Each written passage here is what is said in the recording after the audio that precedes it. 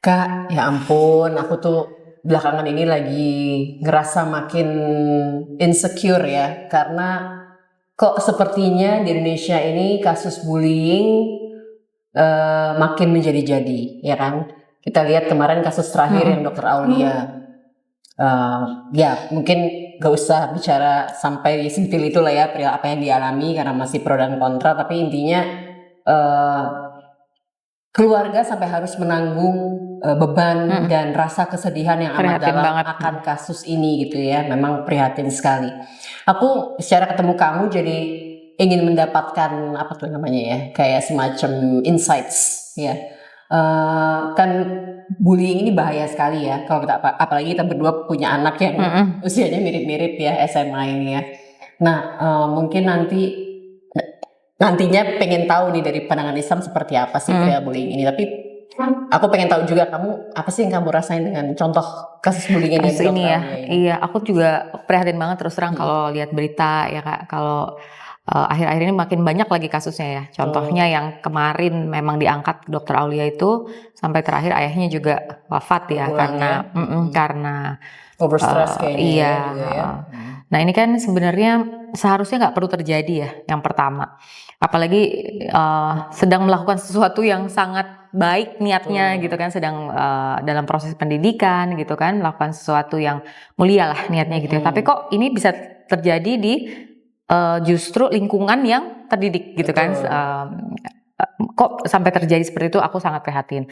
Nah, bullying itu kan sebenarnya macam-macam ya mulainya. Berangkatnya bisa dari mungkin omongan atau fisik ya, sampai yang akhirnya bisa kena ke mental, emosi. Dan in this case yang Dokter Aulia sampai ke jiwa ya kan, terpengaruh sampai wafat, bahkan ada anggota keluarganya yang terpengaruh, luar biasa. Jahat banget sih ya, kita sebagai manusia tuh kan sebenarnya gak pantas ya melakukan apa ya, sesuatu yang bisa menyakiti orang, menyinggung orang lain gitu. Nanti kita bahas lebih lanjut deh detailnya gitu.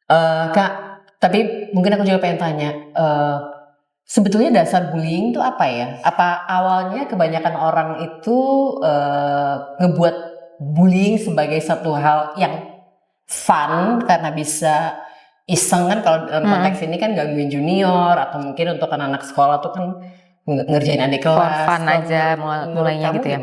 Iya bisa banget sih Kak. Jadi mulainya mungkin ya tadi ya for fun, iseng, nggak ada niat jelek. Tapi ternyata jadi kebiasaan ya. Ternyata itu dinormalize di lingkungan gitu kan.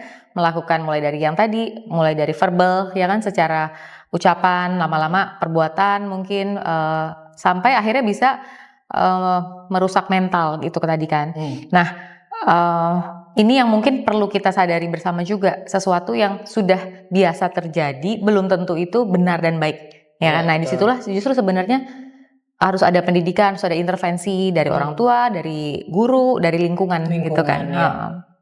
Oke. Nah pengen tahu juga langsung kalau pandangan Islam sendiri terkait bullying ini Kak. Mungkin kita masih awam ya, perihal bullying ini dilihat dari point of view agama kita gitu. Sangat memprihatinkan lagi karena Indonesia ini negara Islam yang penduduk Islamnya termasuk yang paling banyak di dunia. Cuma proses bullying ini makin hari kok makin parah gitu loh Kak. Iya jelas sih ya Kak ya, kalau dalam pandangan Islam yang pertama kan kita Allah itu kan menciptakan manusia semua dengan keistimewaannya masing-masing, dan semua manusia sama di mata Allah. Yang membedakan apa? Ketakwaan gitu kan. Nah jadi kita sebagai makhluk ciptaan Allah itu nggak sepantasnya memperlakukan manusia lain dengan semaunya, seenak kita gitu kan.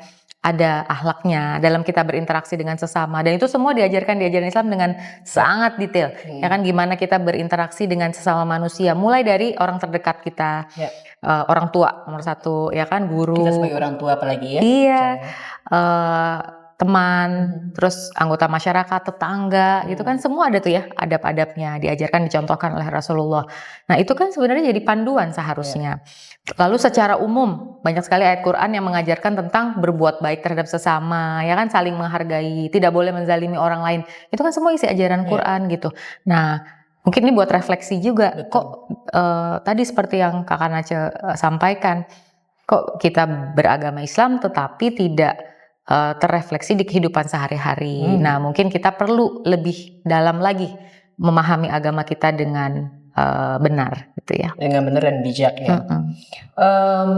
Dari perspektif agama kita, agama Islam sebetulnya sudah sangat jelas, ya kan, lewat Quran dan hadis. Kepada yang lebih muda hendaknya mengayomi, ya kan, atau mungkin bahasa menggait, membimbing, ya kan. Nah, ini salahnya di mana ya kalau gitu ya? Apa memang ada terms of pendidikan yang tidak sampai kepada manusia itu sendiri, apa gimana menurut KBRI? Kalau aku sih mungkin melihatnya begini ya Kak. Kurasa semua orang juga tahu itu ya, konsep itu seharusnya ya. Itu kan basic sebenarnya. Nah, tetapi memang pada prakteknya ternyata nggak semudah itu ya menjalankan. Apalagi ini balik lagi ke individu masing-masing, di mana kalau ini yang terjadi di kasus Dr. Aulia kan semua orang-orang berpendidikan. Betul. Ya kan? Di situ justru semakin penting kita punya keseimbangan hidup, bukan cuma intelektual, tapi kita punya sisi spiritual yang kita juga perlu isi, kita perlu bina, kita perlu terus belajar dan gali. Terus, Dan setelah itu ya kita terus berefleksi diri kan, apakah kita sudah menjadi individu yang baik ya kan terhadap sesama, apa perilaku kita itu sudah cukup baik atau enggak. Itu kan semua bagian dari spiritual ya kan. Jadi nggak cukup hanya intelektual. Nah, mungkin buat anak-anak kita ya Kak ya. Buat anak-anak kita insya Allah belum telat ya. Kak, jadi jelas banget ya sebetulnya dari sudut pandang agama kita, agama Islam ini, bullying itu sangat tidak dianjurkan, bahkan dilarang ya. Bahkan Islam juga tentunya merimain kita, mengajarkan kita untuk selalu bersikap baik ya kan, adil kepada sesama, terus juga menghormati siapapun, tidak melihat dari latar belakang apa ataupun perbedaan usia dan lain-lain gitu ya Kak ya. Iya, jelas banget Kak kalau di ajaran agama Islam tuh sebenarnya apa sih tujuan syariat Islam itu diturunkan tuh kan sebenarnya untuk semaksimal mungkin kemaslahatan banyak orang ya kan, dan meminimalkan kemudaratan gitu ya. Makanya ada prinsip-prinsip kalau dalam Islam yang dijaga, ada 5 tuh Kak ya, kalau pasti pernah dengar Kak Nace.